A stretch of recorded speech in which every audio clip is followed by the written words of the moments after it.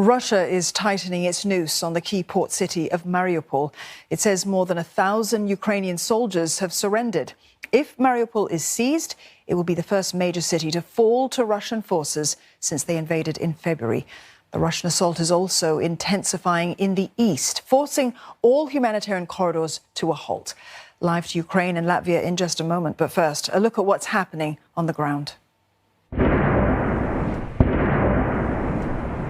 Mariupol is at the brink of falling into Russian hands. Moscow says more than 1,000 Ukrainian soldiers have surrendered. В городе Мариуполь, в районе металлургического комбината имени Ильича, в результате успешных наступательных действий российских вооруженных сил и подразделений милиции Донецкой Народной Республики добровольно сложили оружие и сдались в плен 1026 украинских военнослужащих 36-й бригады морской пехоты. Среди сдавшихся военнослужащих украинских вооруженных сил 162 офицера, а также 47 военнослужащих женского пола. 151 раненому украинскому военнослужащему 36-й бригады морской пехоты на месте была оказана первичная медицинская помощь, после чего все они были доставлены в городскую больницу Мариуполя для лечения. The southern port city is a key target of Russia's invasion. If Moscow seizes full control of the port, it will bridge Russian-held areas to the west and east, providing a land corridor for Russian troops and supplies. Thousands of troops have already been deployed in the area for new assault. At the same time, Russia is also bolstering its military in eastern Ukraine. Troops have been seen building up in the region as Moscow moves its focus on the Donbas region. Russian forces have continued to pound cities and towns around the area, including Kharkiv. At least 7 people have been killed, including a 2-year-old, over the past 24 hours. Как можно мирные дома вообще, мирные дома жители. Мы вас не трогали вообще. Изверги. Твари, их по-другому не назовешь. Как гепнул, это на боку голову успел вывернуть. Немножко за это вернуло все свое тело, так все поубивало. Все. Надо все по новой делать, лепить. The escalating situation has now forced Ukrainian authorities to halt all humanitarian corridors. Ukrainian officials have accused Russian forces of violating agreements to allow people to flee, including blocking buses used in evacuation. While Russia repositions its target to the east, many of the towns in the north that the forces have left are strewn with the bodies of civilians killed. At least 720 bodies have been reportedly found around the capital. Ukrainian President Volodymyr Zelensky says more graves are found every day. Russia has continuously denied targeting civilians. Meantime, U.S. President Joe Biden has hit out at Russian President Vladimir Putin, accusing him of genocide.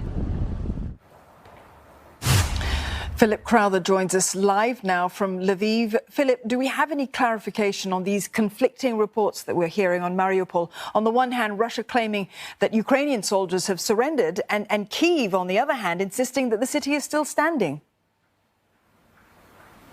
I'm afraid those will remain conflicting reports for now. As you mentioned, it's the Russian military that says that over 1,000 Ukrainian soldiers did surrender, but there has been no comment and certainly no verification of that from the Ukrainian side. Mariupol is a city that has been essentially battling for Ukrainian control because there are still Ukrainian forces there for a long time now. Russians have control over large parts of the city and indeed the entire surrounding area as well. We've also heard from the Ukrainian Deputy Prime Minister, by the way, that there will be no humanitarian corridors established today, and that includes out of the besieged city of Mariupol. The reasons given by the Ukrainian authorities are these, that the Russian armed forces blocked evacuation buses and violated ceasefire agreements. There have to be ceasefire agreements between Ukraine and Russia for these evacuation corridors to even function. And clearly there was not enough confidence from the Ukrainian side to organize any of them today. There have also been these evacuation trains getting people out of eastern Ukraine, further north from the city of Mariupol, but there are only 2 that will be functioning today. That's down in number as well, and there have been calls again from local authorities for people to get out of those cities in the central Donbass region, in all parts of that Donbass region, eastern Ukraine, as quickly as possible. Otherwise, on the ground, what we're also seeing is satellite imagery that is showing us that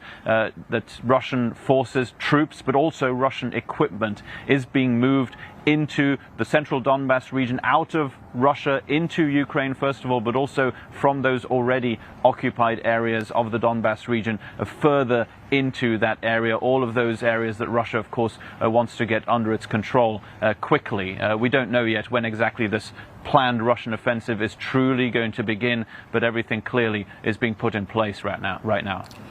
Well, Philip, President Zelensky asks for weaponry at every opportunity as often as he can, and the United States is widely reported to be preparing military assistance, a package of about $750 million for Ukraine. How is that going to shape this conflict?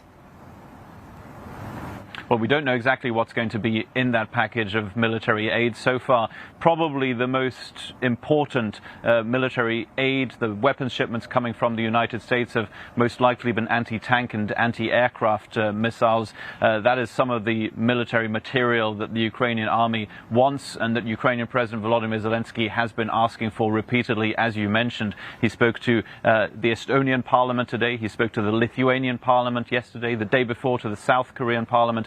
His request is always that one for heavy weaponry. The Ukrainian point of view is essentially this one, that it showed in its defense of its capital city, Kiev, and by routing the Russian armed forces there and pushing them back into Belarus and Russia respectively, that they showed that they can fight, but that they need more weapons to be able to beat the Russian army. That's why that demand from the Ukrainian presidency comes again and again. Of course, it's not the only one. There's also that demand for tougher sanctions on Russia that is repeated again and again by Zelensky, the Ukrainian president. But a full oil and gas embargo, a full energy embargo on Russian energy imports into the European Union, that is still something that Ukraine is simply not getting from the European Union right now.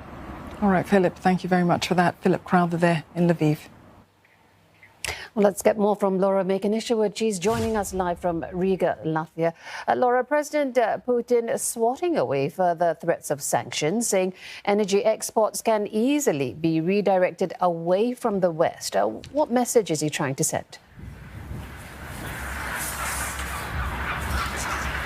Well, he's certainly trying to maintain that he has some sort of control over this and, of course, over the Russian economy. The nation has been hit hard with sanctions from the West. Of course, oil, gas, coal, they've all been in the spotlight in terms of discussions internationally and how these different nations in the West might impose sanctions on them. A lot of countries have declared that they will start to wean themselves off Russian supplies. A lot of the West, of course, are still heavily dependent on those supplies from Russia. But Vladimir Putin is saying that he can actually push the oil and gas supplies in Russia towards the domestic market to continue having sales there. He's also saying that he will redirect those supplies to the countries that he says really needs them. So these are messages really from Vladimir Putin saying, you might leave us alone, but we've got other customers and other options. And he's also saying that these sanctions are hurting the West, Europe and the US as well, not least because of the soaring costs of oil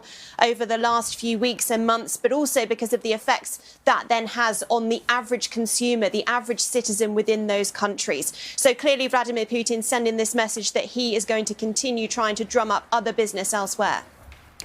Now, Finland and Sweden are considering becoming NATO members, and that's something Russia continues to warn against. So I imagine it's not going down very well in Moscow. No, and it looks like Finland may be considering putting in an application to join NATO, maybe as early as next month, starting those procedures, getting that application together after it published its new security review today that basically says that the entire landscape of security and defence has changed. Sweden as well, another country looking at potentially putting in an application. Reports say that could happen as soon as June. We understand that the Swedish Defence Minister is in Latvia today visiting a military base where NATO troops are stationed at the moment as part of NATO's enhanced forward presence. Battalions that are placed here trying to sort of defend the Baltic region, the eastern flank of Europe. But of course, Vladimir Putin is not going to be happy with that, with this expansion of NATO, should it happen. That was one of the reasons that Vladimir Putin gave for his decision to invade Ukraine, to defend Russia, he says, against this Western aggression. But now it looks likely that NATO will start to expand. That's not going to go down well. And of course, Finland shares a very long border on its eastern part with Russia. It is going to be in line with Russia then and the very eastern part of NATO should they join. Now, that clearly is a vulnerability, having that border there. And until very recently, Finland had been looking away from joining NATO, remaining sort of neutral in its stance. But it appears that the populations within Finland and now Sweden are changing their minds about NATO, about joining NATO, and support for that application is now growing. And Laura Megan Isherwood in Riga, Latvia. Thank you.